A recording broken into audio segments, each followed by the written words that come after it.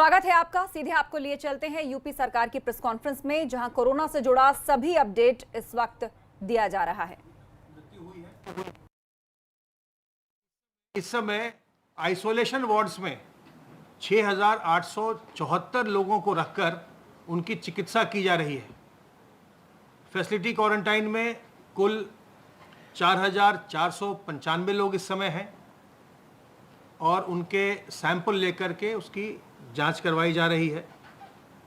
जैसा आप जानते हैं कि जांच करने के पश्चात यदि कोई संक्रमित पाया जाता है तो जो हमारी त्रिस्तरीय चिकित्सा व्यवस्था है, L1, L2, L3 के अस्पतालों की, 3 लेवल के अस्पतालों की, जिनमें 1,51,000 से अधिक बेड्स हैं, उनमें इन संक्रमित मरीजों को रखकर उनकी चिकित्सा की जाती है और जांच और चिकित्सा दोनों की व्यवस्था राज्य सरकार की ओर से निःशुल्क है। इसलिए अगर किसी में कोई लक्षण प्रकट हो तो आप बिल्कुल अपने अंदर हीन भावना न लाइए, बिल्कुल इस बात की चिंता न करिए कि मेरा क्या होगा, कैसे इलाज होगा, कैसे जांच होगी। तत्काल हमारे हेल्पलाइन नंबर 1800 180 5145 पर फ़ोन करके सलाह लीजिए या अपने ज़िले के नज़दीकी सरकारी अस्पताल में जाइए।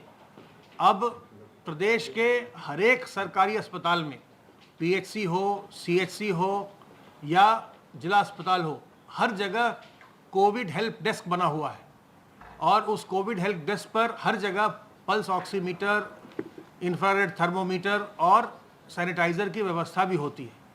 वहाँ पर भी आपकी प्रारंभिक स्क्रीनिंग जांच की जा सकती है। तो इसलिए अपने नज़दीकी अस्पताल में जाइए और अगर वो आपको सलाह देंगे कि आप अपनी जांच करवाइए तो जहां हमारे जांच के केंद्र हैं वहां आपकी जांच भी हो जाएगी और बाद में आपकी अगर संक्रमित हुए तो आपकी चिकित्सा की व्यवस्था भी निःशुल्क होगी।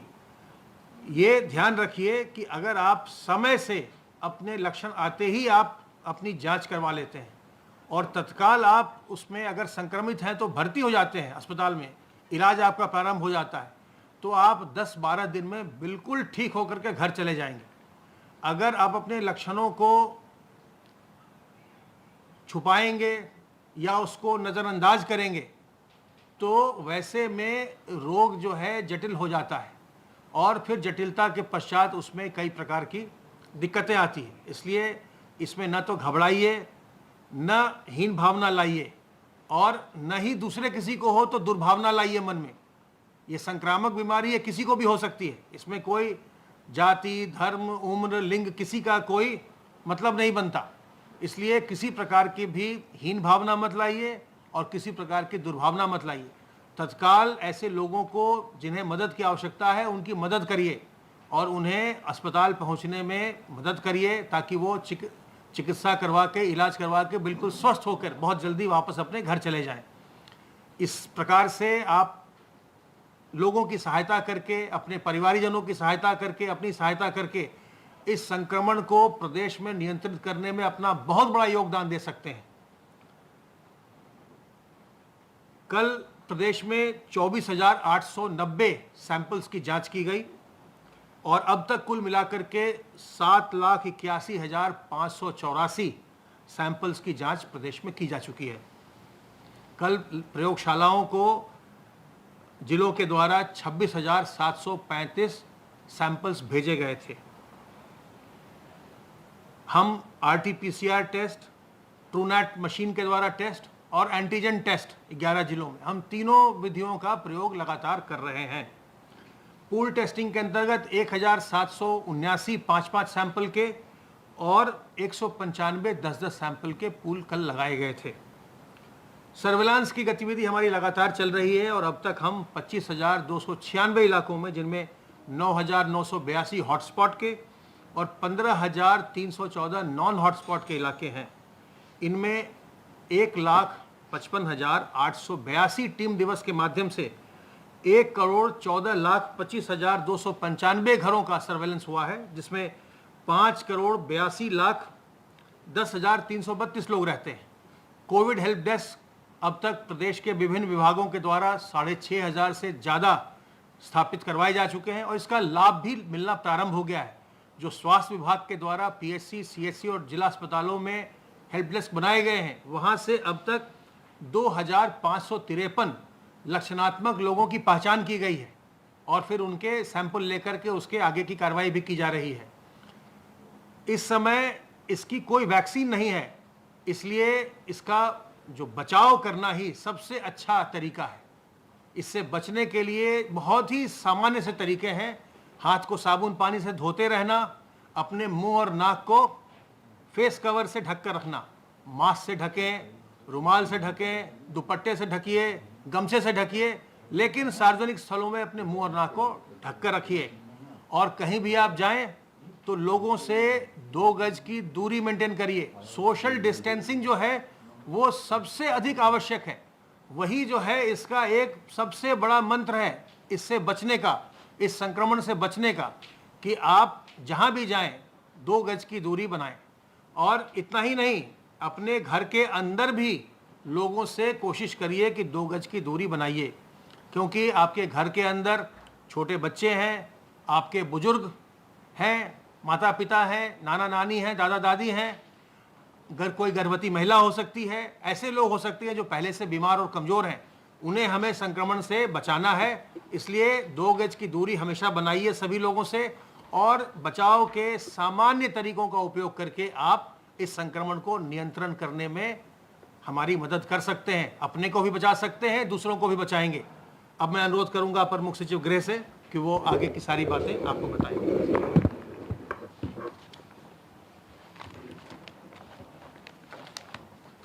माननीय मुख्यमंत्री जी ने टीम 11 की बैठक आज लोक भवन में आयोजित कराई। माननीय मुख्यमंत्री जी विशेष रूप से इस बात के लिए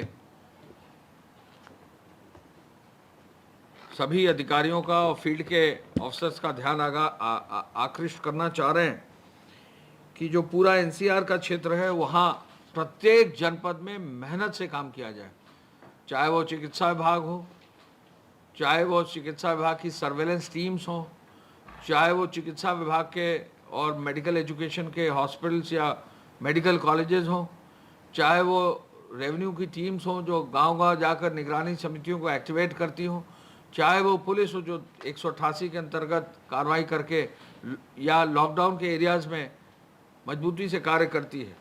माननीय मुख्यमंत्री जी का आदेश था कि पूरे प्रदेश में मेरठ मंडल पर विशेष ध्यान दिया जाना चाहिए और समस्त मंडल में और मंडल के 6 जनपद में उन्होंने आदेश दिया है। तो आज से सर्वेलेंस का काम शुरू हो गया है और मुझे ये बताना होगा कि अब तक जो गठन स्वास्थ्य विभाग द्वारा किया गया है उसके अंतर्गत कुल मिलाकर पूरे मंडल में 2375 ग्रामीण क्षेत्रों की निगरानी समितियां हैं और शहरी क्षेत्र में 1516 निगरानी समितियां हैं, यानी कुल 3891 निगरानी समितियां मेरठ मंडल में बनाई गई हैं।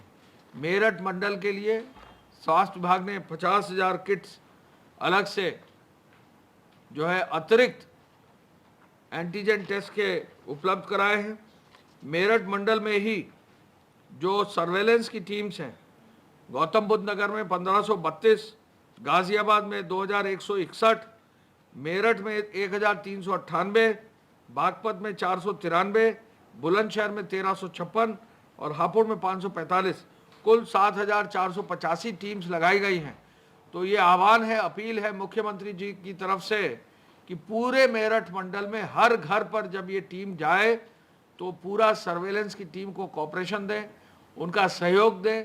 कोई भी व्यक्ति अगर जरा भी घर पे जो है संदिग्ध है उसके बारे में पूरा विवरण दें, डरे ना, सामने आए, जिससे कि बहुत जल्दी तुरंत उनका उपचार हो सके। और देर होने पर जो है दिक्कत आती है, लोगों के इलाज में भी कठिनाई आती है।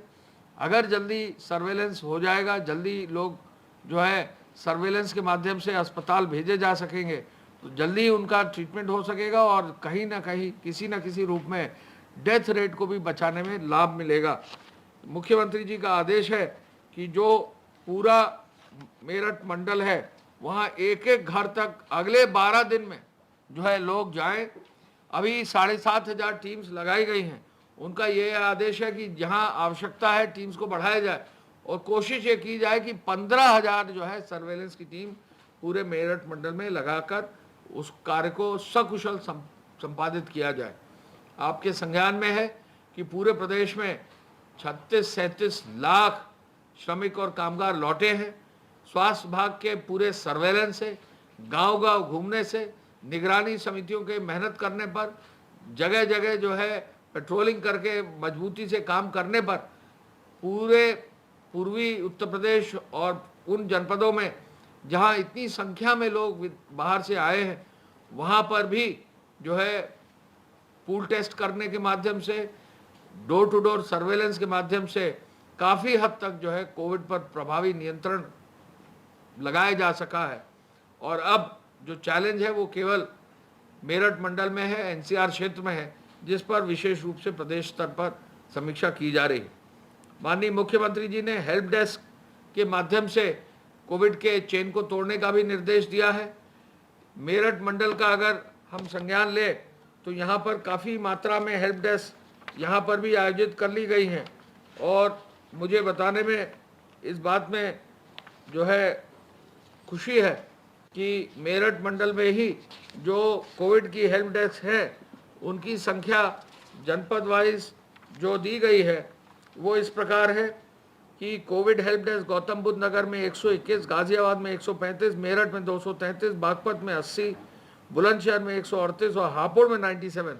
तो मेरठ मंडल के ही क्षेत्र में विशेष रूप से कोई भी व्यक्ति यदि अपने क्षेत्र में कहीं अपना चेक कराना चाहता है तो थर्मोमीटर जो है, infrared thermometer Covid help desk पर मौजूद है, pulse oximeter Covid help desk पर मौजूद है, ऑक्सीजन की लेवल भी बता सकता है। लोग जाकर अपना जो है चेकअप करा सकते हैं, प्रारंभिक जांच करा सकते हैं और स्क्रीनिंग भी करा सकते हैं।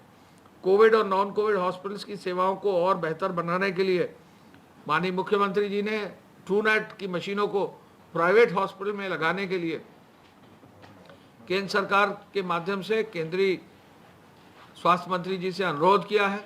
आईसीएमआर से अनुरोध किया गया है कि प्राइवेट अस्पतालों में भी ट्रूनेट मशीनें लगाकर वहाँ जो उपचार है उसमें आते ही मरीज का जो है जांच अगर हो जाए कि कोविड पॉजिटिव है या पॉजिटिव नहीं है तो उससे बहुत हद तक जो है सामान्य ट्रीटमेंट के लिए, इमरजेंसी केयर के लिए, नॉन कोविड ट्रीटमेंट के लिए व्यवस्था की जा सकती है। बिना लक्षण वाले कोविड संक्रमित लोगों को चिकित्सालय में भर्ती कराया जाए और कोई भी रखा जाए कि इस बात का ध्यान रखा जाए कि कोई अन्य पेशेंट जो है कोविड अस्पताल में ना रहे। प्रत्येक जनपद में एक क्वारंटाइन सेंटर भी उन्होंने बनाने का आदेश दिया है, क्योंकि जैसे जैसे सर्वेलेंस होगा और लोग जो है पाए जाएंगे जिनको कि टेस्ट कराने की ज़रूरत है तो पहले क्वारंटाइन सेंटर में लाया जाए, फिर अस्पताल में भेजा जाए। ये निर्देश माननीय मुख्यमंत्री जी ने दिए हैं। खाद्यान्न वितरण के लिए आगामी चरण में सभी व्यवस्थाएं कर दी गई हैं। आपको कल मैंने बताया था कि 6 चरणों में खाद्यान्न का वितरण पिछले 3 माह में सुनिश्चित कर लिया गया है। तो बृहद रूप से इस कार्य को किया गया है और इस कार्य को आगे बढ़ाया जा रहा है। गृह विभाग के माध्यम से धारा 188 के अंतर्गत 82,454 FIR दर्ज कर दी गई है। 2,12,801 लोगों को नामजद किया गया है। कुल मिलाकर 60,359 वाहन सीज किए गए हैं। अब 38 करोड़ 21 लाख रुपए चालान से जमा हो गया है। 3,17,125 वाहनों को परमिट जारी करके आवश्यक सामग्री दी जा रही है। 729 FIR दर्ज कर दी गई हैं। फेक न्यूज़ के 1645 मामलों पर कार्रवाई कर दी गई है और 2 जुलाई को 13 मामलों में 11 ट्विटर और 2 फेसबुक के मामलों पर भी कार्रवाई की गई है। हम ये भी बताएंगे कि प्रदेश में 2,716 हॉटस्पॉट्स हैं, 797 थाने हैं, 8,71,059 मकानों में 53,33,121 लोग चिन्हित हैं, जिन पर जो है विशेष रूप से कंटेनमेंट जोन पर कार्रवाई की जा रही है। जहां तक हॉटस्पॉट एरिया में बस्तियों में डोर टू डोर डिलीवरी का सवाल है तो लगभग 4,542 door to door delivery booths, milk booths और वैन स्थापित किए गए हैं। सब्जी और फल के लिए 7,474 डिलीवरी की व्यवस्था है और प्रोविजन स्टोर्स में 5,502 डिलीवरी की व्यवस्था कृषि विभाग और सप्लाई डिपार्टमेंट द्वारा किए गए हैं। हम ये भी बताना चाहेंगे कि आज की तारीख तक जो कल बस चली हैं, लगभग 5,700 बसें प्रदेश में चली हैं और 7,12,000 लोग स्टेट रोडवेज ट्रांसपोर्ट्स की बसेस में चले हैं। इनके माध्यम से पूरे प्रदेश में इंट्रा स्टेट बस का मूवमेंट में कोई कठिनाई नहीं आ रही है। जहाँ तक जेल के कैदियों का सवाल है, 18,017 जेल के कैदी छोड़े गए हैं, 53 अस्थायी जेलें बनाई गई हैं, जिनमें भारतीय व्यक्ति 3390 और विदेशी कैदी 63 अभी भी हैं। जुवेनाइल जस्टिस बोर्ड द्वारा 759 बच्चों को, जुवेनाइल्स को छोड़ा गया है। इसके अलावा जो है अब तक, जैसा कि हम पहले बता चुके हैं, 1660 ट्रेनें हमारे प्रदेश में आ चुकी हैं और लगभग 82 ट्रेनें अभी हाल में ईंट भट्टा के श्रमिकों को बाहर ले जा चुकी हैं।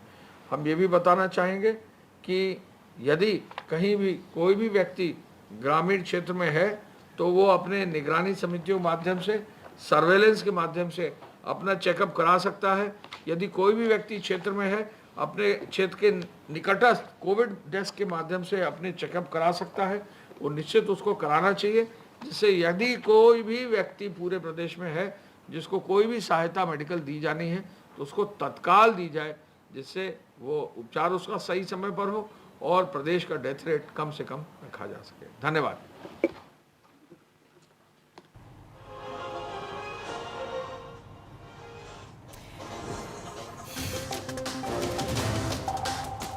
तो किस तरह की तैयारियां चल रही हैं? 24 घंटे में 817 नए मामले पूरे यूपी से सामने आए। कुल 6,869 कोरोना के मरीज उत्तर प्रदेश में इस वक्त हैं। मेरठ मंडल पर विशेष ध्यान देने के आदेश दे दिए गए हैं। टीमों को 12 दिनों में हर घर तक पहुंचने के निर्देश हैं। 3,800 से ज्यादा निगरानी समितियां बनाई गई हैं। कोरोना का रिकवरी रेट 69.3% है। 24 घंटे में 817 नए केस सामने आए हैं और साफ कहना है स्वास्थ्य विभाग का, कोरोना से डरे नहीं, जितनी जल्दी आप लक्षण पहचान कर टेस्ट कराकर अस्पताल में भर्ती होंगे, 10 से 12 दिन में आप पूरी तरह से ठीक होकर घर जा सकते हैं। हर जनपद में क्वारंटीन सेंटर बनाने के निर्देश दे दिए गए हैं। अब तक 38 करोड़ 21 लाख का जुर्माना वसूला जा चुका है। कोरोना पर यूपी सरकार ने प्रेस कॉन्फ्रेंस की है। 24 घंटे में 817 नए केस पूरे उत्तर प्रदेश से सामने आए हैं।